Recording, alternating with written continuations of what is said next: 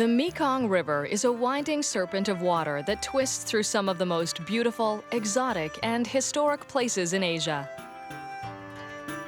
From its source in the Himalayas, it flows nearly 4,500 kilometers to the South China Sea. On this episode of Dream Cruises, we'll discover some of the marvels of this great body of water from the perspective of the riverboat Indochine. On a 7-day cruise from Lake Tonle in Cambodia, downstream to Vietnam and Ho Chi Minh City, once called Saigon, where the Great River meets the sea. So, update your passport and bring along a hat for the blazing Asian sun as we prepare to embark on another dream cruise.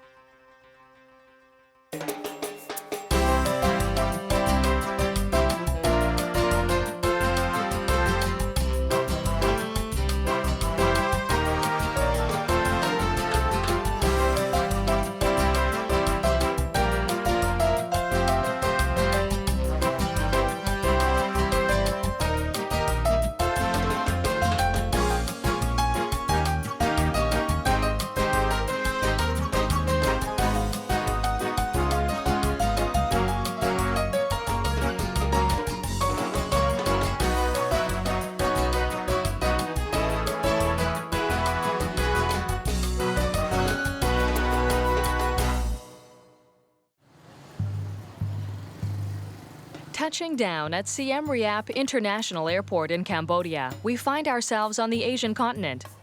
We'll spend our first night in the vibrant and busy city of Siem Reap before boarding our riverboat tomorrow. Arriving in this part of the world can be a dizzying and unsettling experience. The city is alive with motion and color as people go about their business on countless scooters and tuk-tuks in the busy streets. The city shows a mixture of the cultures that have influenced this part of the world for centuries. Buddhist temples stand next to old colonial buildings in apparent harmony. And the people are ready to smile and welcome the many visitors who come every year.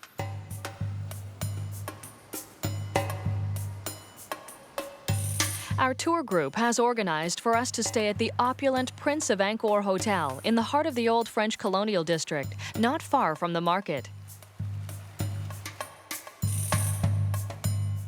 Unlike the sweltering, busy streets of the city, the hotel is spacious and cool with central air conditioning. But don't get too settled in just yet. This afternoon, we'll be visiting the Angkor Temple site, a glimmering jewel of the Khmer civilization.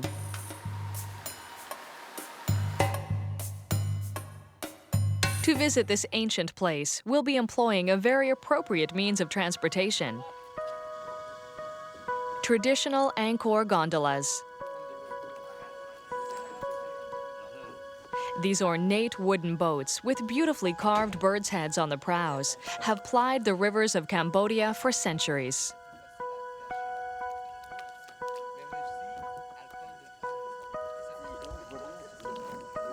And slipping soundlessly through the thick, hot air as we approach the ancient temples, it's hard to imagine a better way to arrive at this wonderful place.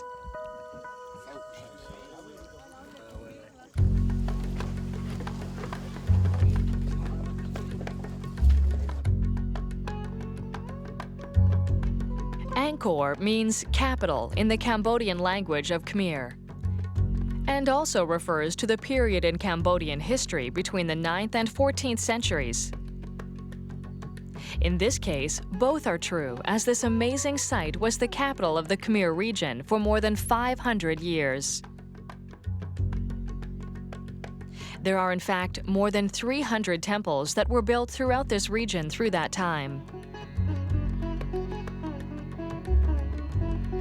As power passed from one Khmer king to another over the centuries, many of them chose to build spectacular temples to leave their mark and prove their power.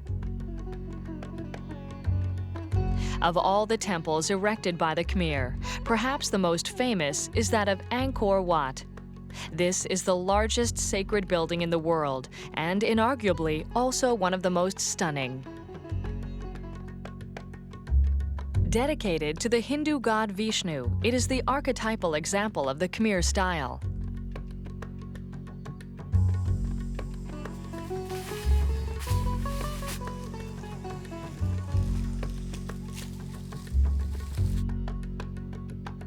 The great king Suryavarman II commanded the building of Angkor Wat in the year 1110. 40 years later, the enormous temple was completed and measures 1,500 by 1,300 meters with 200-meter wide moats. Almost every surface of the monumental structure is covered with ornate bas-relief carvings that tell of everyday life in the empire, that depict thousands of female spirits, and that rejoice in the king's military campaigns.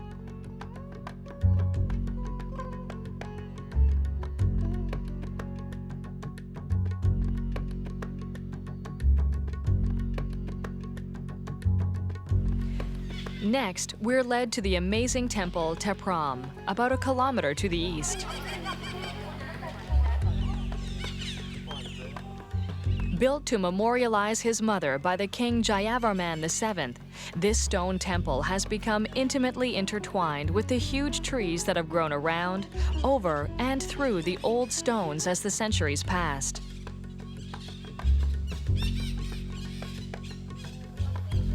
Unlike the majority of the temples of Angkor, Thepram has been conserved much as it appeared when it was found, with the jungle slowly reclaiming what kings once sought to build.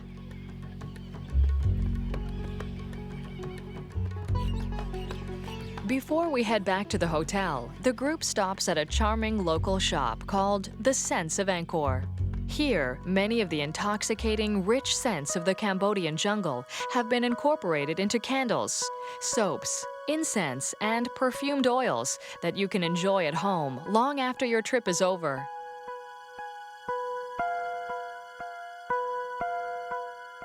Nearby is the Angkor Artisans Workshop, where traditional methods of lacquerware, sculpture, and silk making are taught and practiced, and the results of which can be purchased as beautiful keepsakes.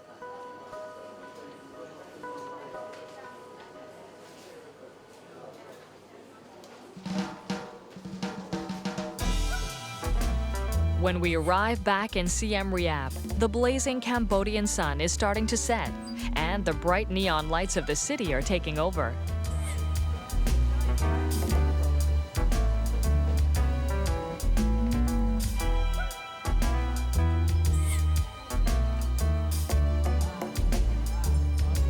Some of the group decide to treat themselves to a massage for tired feet at one of the many such businesses set up on the curb.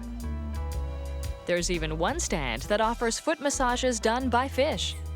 Hundreds of tiny fish, no piranhas among them, nibble at your feet and stimulate the skin.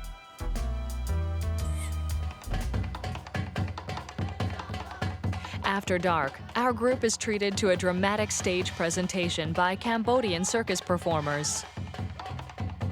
This energetic combination of traditional and modern storytelling, music, dance, contortion, and juggling tells the story of a man who is transformed by the gods into a beautiful young woman as the villagers succumb to a strange epidemic. The overall impression is spectacular.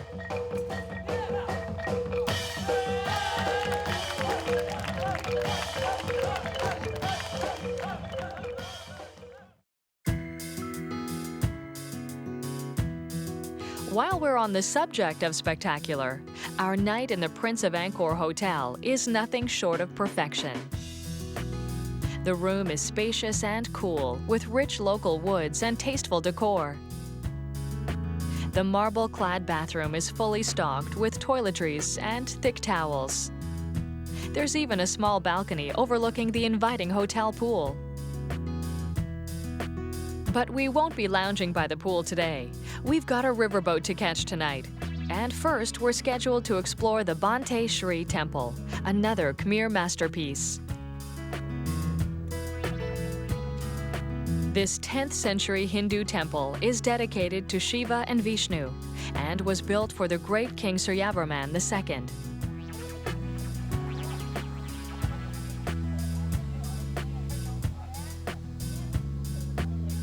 Its name means the Citadel of Women, and although it is not the largest of the temples, it remains a jewel of Khmer art. With its red sandstone construction and amazingly detailed sculptures throughout.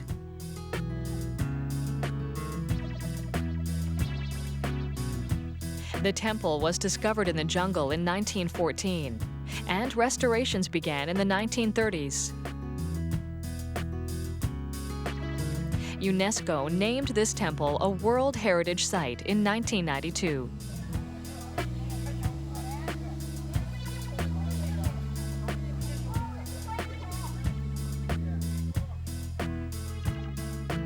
It's time to leave the Citadel of Women and get our bags packed up back at the hotel.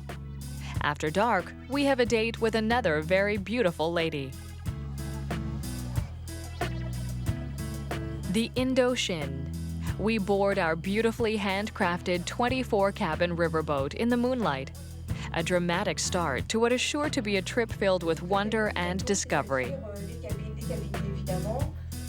We're welcomed aboard with cold fruit drinks and introductions to the expert staff. It's time to get to know our shipmates and prepare for tomorrow. It's going to be an amazing day on the Mekong.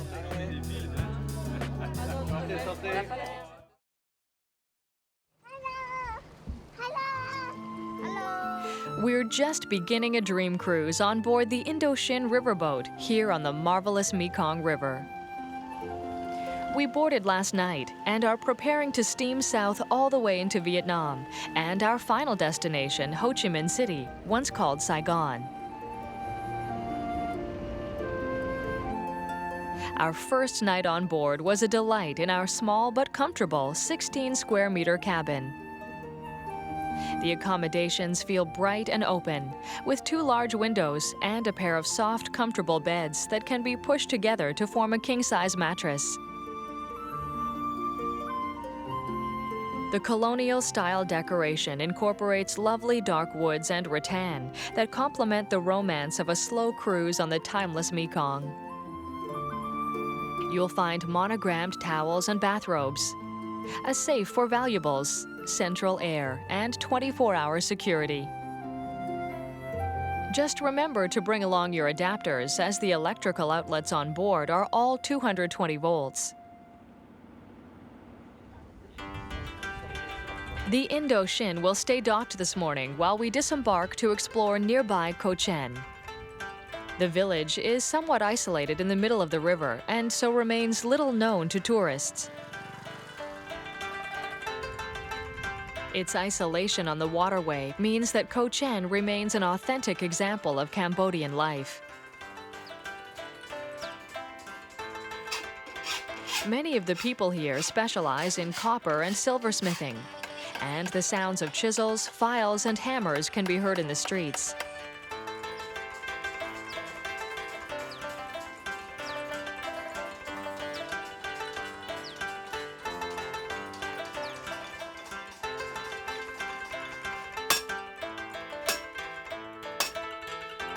The detail and precision of the articles produced is often of startling quality. In the shadow of the village's ornate temple, we stop at the old schoolhouse for a little education of our own. The students are not in class today, so we sit at their desks as we are welcomed by a teacher who speaks with pride to the group about his country and culture, but also of the atrocities that were committed here during Pol Pot's regime as leader of Kampuchea from 1975 to 1979.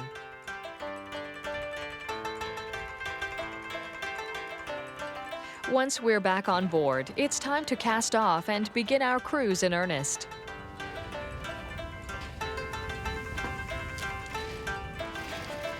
We'll move out of the southern end of Tonle Sap Lake and into the winding Mekong River.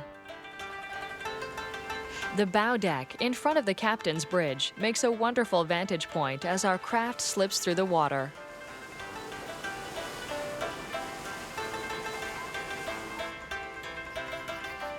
The pace is unhurried and meditative as we pass small barges and fishing boats.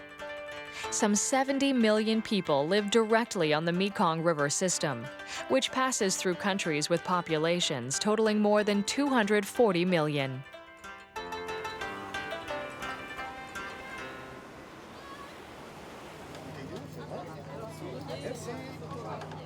After a short while, it's time to transfer to smaller local crafts for a visit to the village of Kampong Chang, known for the pottery produced here and used all over the country. Here on the floodplain of the river system, the houses are built on stilts, and the families in the pottery business often set up their workspaces in the shade under their homes. The men are responsible for the collection of the natural clay that is abundant here and has been used for centuries in the production of pottery. It is the women of the village who transform this clay into pots, jars, and vases that will be used all over Cambodia. Unlike Western potters, the ladies here do not use potter's wheels.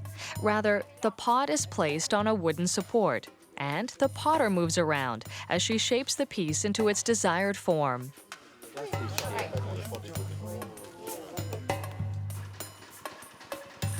As well as decorative pots and the like, the village produces the traditional clay cooking stoves that are used all over Southeast Asia.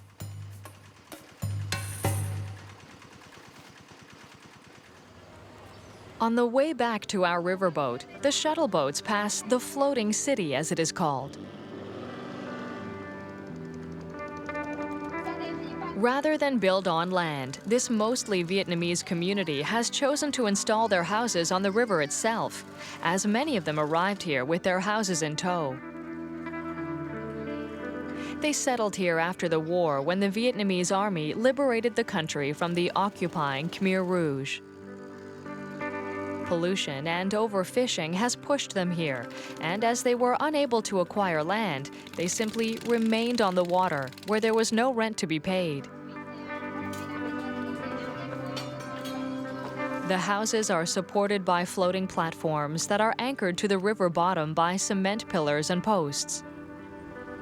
A network of channels leads between the many homes and businesses that make up the floating city.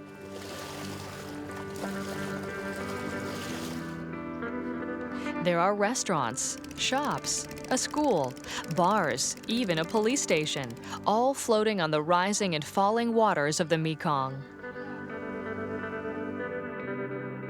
After our visit, we return to our own little floating village. Our fully equipped riverboat will continue her smooth, winding voyage along the great river as the sun sets. We'll keep moving overnight and find ourselves in Phnom Penh before noon tomorrow as our dream cruise continues.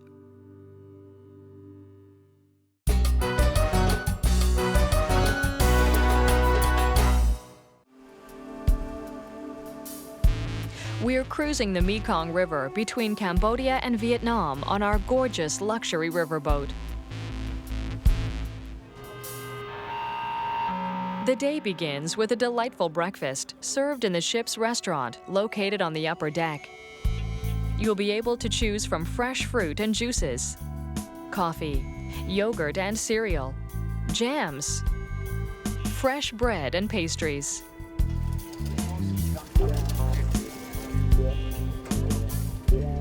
Or treat yourself to a full hot breakfast of eggs cooked to your order, with potato, bacon, and sausage.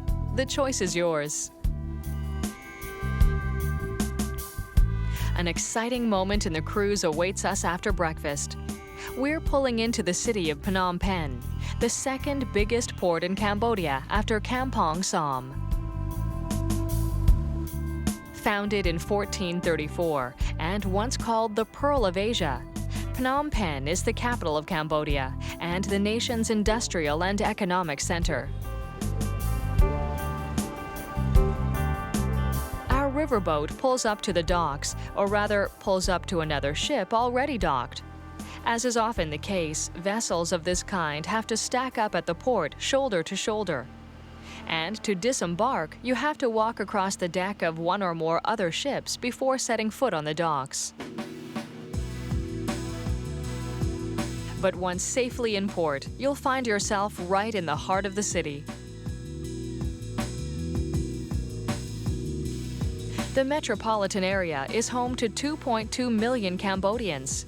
But despite this, the city remains relatively uncrowded, having been planned and laid out effectively. This makes the capital an easy city to navigate and explore, even for first-time visitors, who can travel from one edge of the city to another by scooter in about 30 minutes.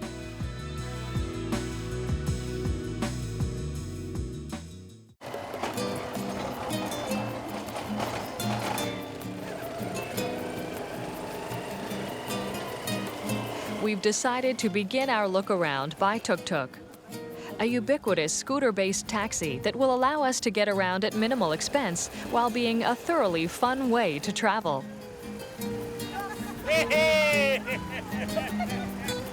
While it can be a slightly hair-raising way to get around the streets, where the right-of-way seems to go to the largest and loudest vehicles, the tuk-tuks allow you to get a real feel for the city. You feel the heat, hear the people in the streets, and smell the food cooking as you go. Our quick tour gives us an idea of life in the city and lets us get a peek at some of the monuments we'll be visiting tomorrow. As the sun starts to set, we make our way to Phnom Penh's new night market, not far from the river and open from 5 p.m. to midnight. Seasoned travelers know that visiting a city's market is a great way to immerse oneself in the culture quickly, and this market seems to fit the rule. The vendors greet shoppers and visitors alike with broad smiles, and the variety of exotic-looking fruits, vegetables, and flowers is truly amazing. The abundance of freshly prepared hot and cold food here may tempt you to try a little of everything. Just don't forget that there will be a dinner served later on board. One very popular item with our shipmates are the abundant and inexpensive silks for which Cambodia is so well known. They make delightful gifts and pack away easily, so you won't be weighed down with the souvenirs of your cruise.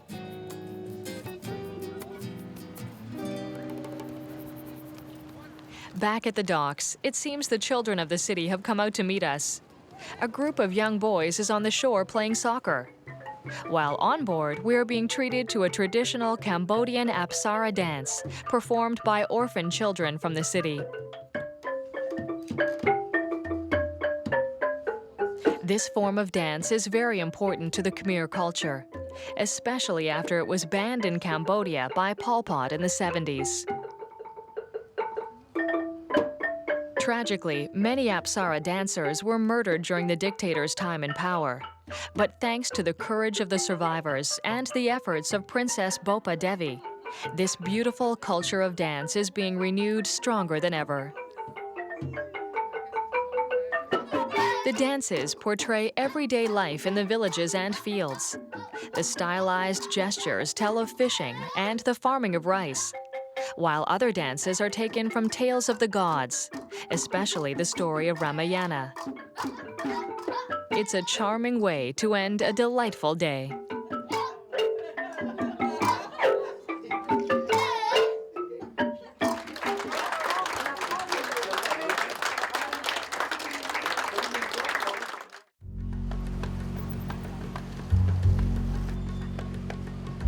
We're continuing our dream cruise on the Mekong River as the blazing hot Cambodian sun rises over Phnom Penh.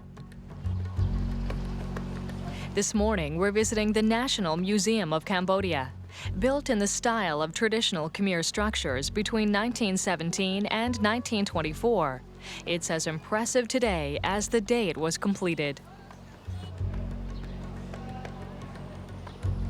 The museum strives to conserve Khmer culture and traditions through its astounding collection of treasures. There are over 14,000 items, including sculptures, bronzes, ceramics, and more, which date from prehistoric times up to and through the era of the Khmer Empire, which once stretched from Thailand to southern Vietnam.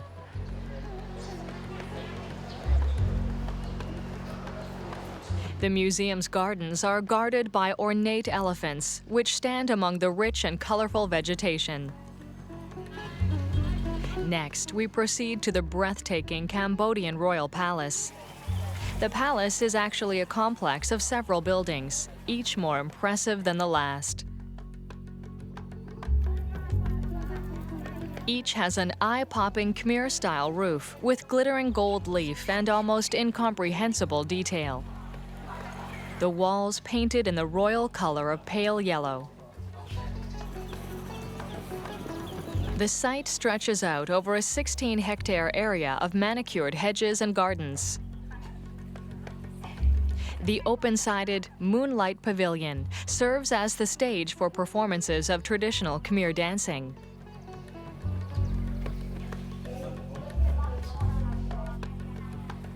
A few steps away, you'll find the Throne Hall.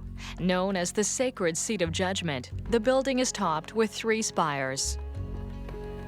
The central 59-meter spire is topped with the 4-faced head of Brahma, the Hindu god of creation.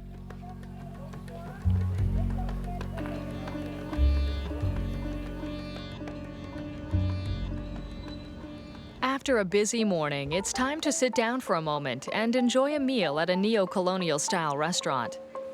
While we wait to be served, we listen to a performance on the Ranat Uk, as it is called, a sort of Cambodian xylophone. Cambodian food reflects the many influences that have also touched the culture here. It's a sort of Chinese-Indian fusion that differs from other Asian foods in its use of fragrant herbs and condiments.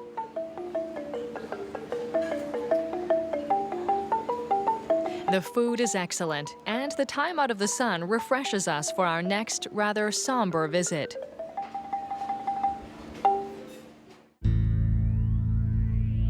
No story of Cambodia can be told without mention of the terrible period of time under the Khmer Rouge. Pol Pot committed a heinous genocide on his people, and by the time of the regime's fall, as many as 3 million had been killed. The Toul Slang Genocide Museum is housed in a former high school which was converted into Security Prison 21, one of at least 150 torture and execution centers across the country. As many as 20,000 people were murdered here alone.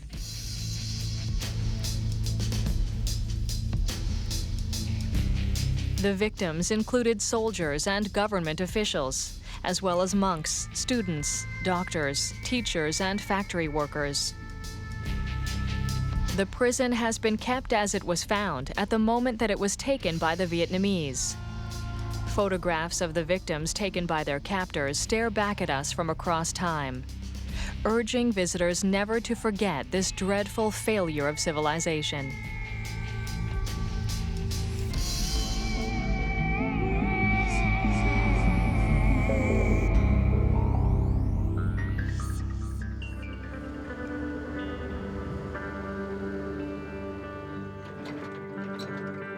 It's with a better understanding of the past pain that still lingers in this region that we return to our riverboat for the night. The terrors of history have a way of making the pleasures of the present even more precious.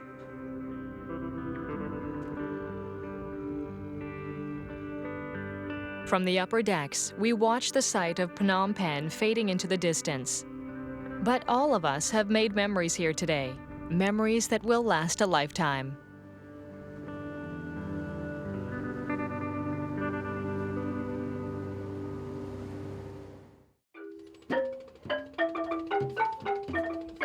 We're continuing our dream cruise on the Mekong River.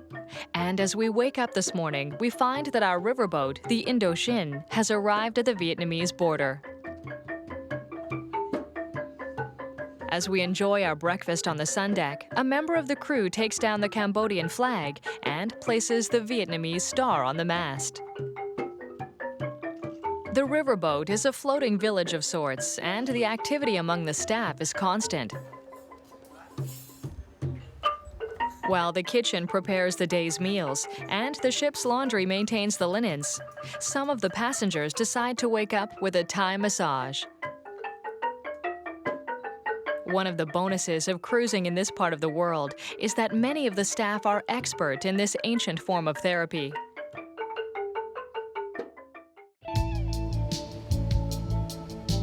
As we begin to head south into Vietnamese waters, the sights from the ship start to change.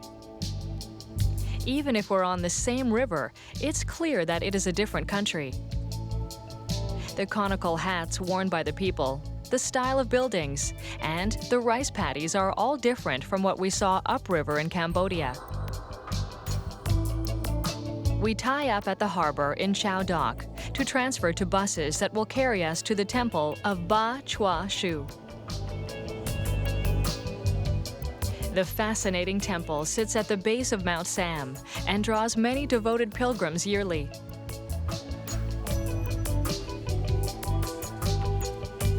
Inside, you'll find the smiling faces of porcelain Buddhas welcoming the faithful. Legend has it that the first people to this region found a stone statue on the summit of the mountain. It's said that 12 virgins found the statue and carried it down the hill. The statue was too heavy for the young women, who left it here, where the temple now stands.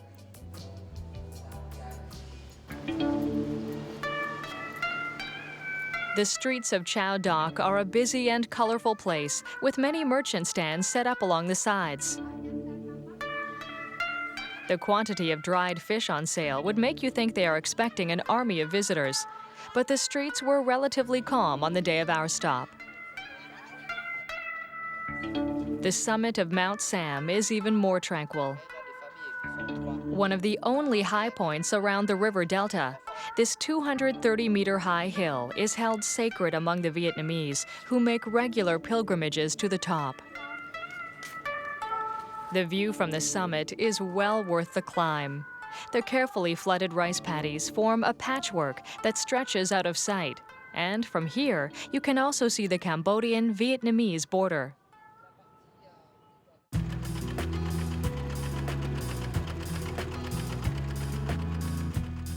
Back down at river level, we enjoy a short ride in small boats to observe a little of life on the water here.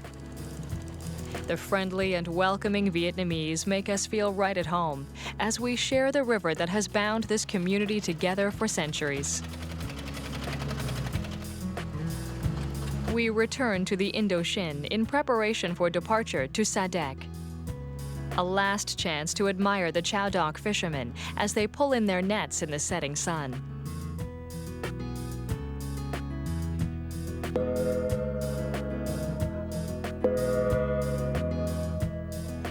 The sound of the gong calls us to our tables. Since the first day of our voyage, everyone has been impressed with the attentive food service staff and the quality of the meals prepared. After an appetizer of Khmer-style nemran, we move on to the main dish of lok lak beef with campot peppers and sticky rice. The wine is a Catalonian Vina Brava, a tasty companion to the beef. The perfect end to another perfect day on board, and there's lots more to come.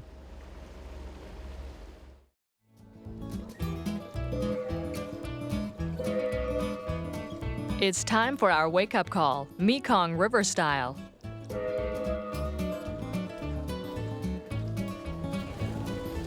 We're in Vietnam, cruising the Mekong River on our charming 24-cabin riverboat. After navigating downriver from Chau Dock overnight, this morning we're boarding small boats for a visit to Sa Dec. On the short ride to shore, we get a look at the many vessels that share the river, most of which have been decorated at the bow with a pair of eyes. Sa Dec is located in the Dong Thap province of Vietnam, on the southern bank of the Mekong, and is sometimes called the Garden of Cochin China, or Little Venice. Sa Dec also served as an American swift boat base during the Vietnam War.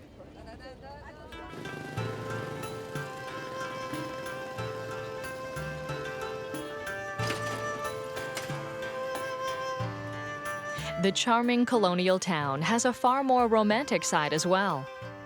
French novelist Marguerite Duras spent some of her childhood here, and you can still visit the house of the protagonist from her novel, The Lover, while you're here. The home is a mixture of Vietnamese and European styles, with a facade decorated in representations of the four seasons. The interior holds an ornate Taoist altar to Guan Lu, which dominates the main room. Other pieces of gorgeous antique furniture are present, and the house draws many visitors in an area that is still a little off the beaten path for most tourists.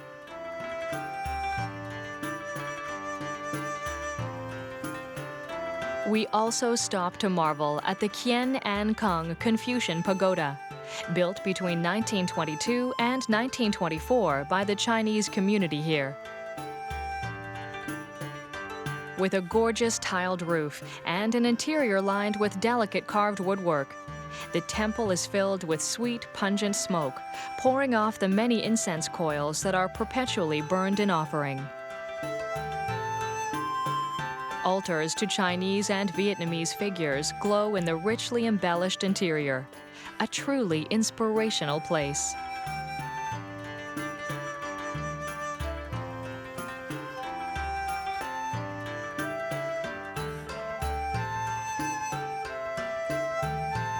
As an industrial and agricultural center in the region, Sa Dec has a frenetic market that has to be seen to be believed.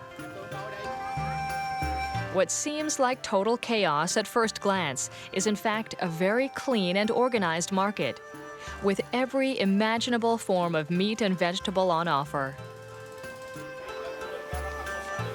We were fascinated to stop for a moment with a woman making a kind of paper-thin rice crepe on a steamer.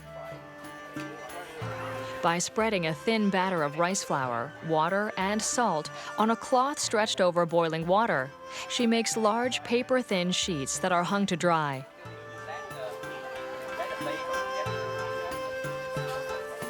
Some of our shipmates are invited to take the ladle and try for themselves. Not bad for a first go. A few steps further along, we come to a candy maker who uses the rice paper crepes we just saw being made as an edible wrapper for their caramel. The sweet treats are inexpensive and delicious and make lovely gifts and souvenirs. No matter your choice, you're sure to come away from a visit to Sa Dec with plenty of exciting memories and stories. After a full day exploring Sa Dec, we return to our riverboat for a tranquil evening on board. A cocktail on the top deck in the setting sun is a gorgeous way to wind down before dinner. Or if you prefer to get in out of the wind, the lounge on board is a comfortable place to relax as well.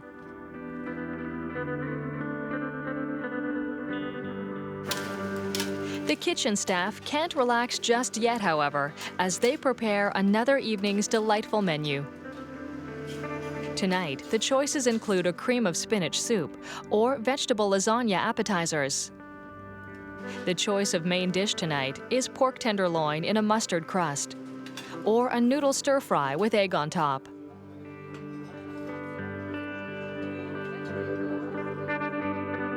To finish off our day, the lounge is converted into a viewing room for a screening of the film adaptation of the Marguerite Duras novel, The Lover, set in Sa Dec, the very town we just visited.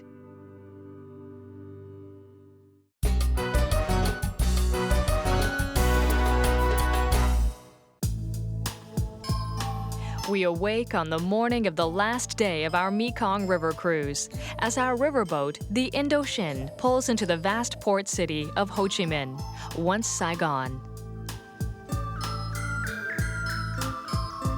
The city as we find it today is a mixture of the influences of its past.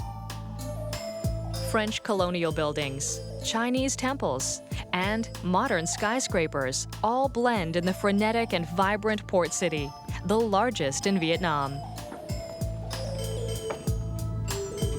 Once on shore, we are immediately surrounded by a whirlwind of thousands of scooters and small vehicles that make even the simplest outing on foot a matter of self-preservation.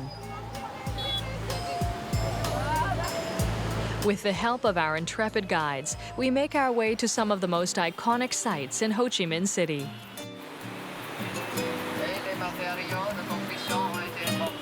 We're a long way from Paris, but nonetheless, we stop to visit the Notre Dame Cathedral. Covered with red brick from Toulouse in France, this decidedly European cathedral faces a small park with a statue of the Virgin Mary that was carved in Rome and brought here in 1959. The picturesque location is favored among young couples who pose for their wedding pictures here. Also popular with newlyweds looking for photogenic locations in Ho Chi Minh is the magnificent post office. This cathedral to the postal service was designed by Gustave Eiffel, the very same architect who built the Eiffel Tower. This audacious dream of French colonial days remains as an example of the influence that the French once had in Vietnam. Although the huge portrait of the national hero, Ho Chi Minh, removes any doubt of where we are. Another must-see spot in Ho Chi Minh is the gorgeous Ba Tien Hao Temple. Built in the 1800s by Chinese merchants, it is considered to be the most beautiful temple in the city. The temple is dedicated to the goddess of the sea, Tien Hao, who protects ships in distress no matter which ocean they sail upon. The main altar is graced with a breathtaking representation of the goddess with a bronze face and beautifully ornate vestments. Above our heads, countless incense coils fill the air with sweet smoke. And the faces of tiny demons and wise men, rendered in fine ceramics, gaze down at us.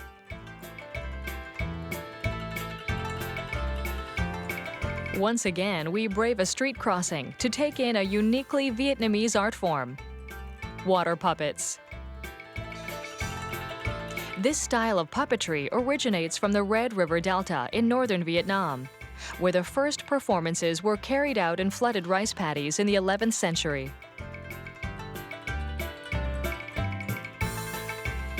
The subject matter of the shows has not changed much over the passing centuries, with tales of rural life, of fishing, and rice cultivation being most common.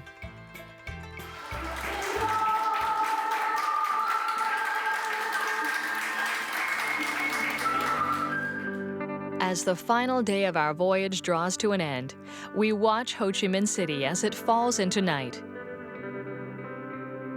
As we journeyed on the Mekong, we have discovered some of the richness of the cultures that share the Great River. Many of our shipmates are already talking about return trips to plunge deeper into these fantastic countries. But none of us will soon forget the trip we've just taken together, a true dream cruise.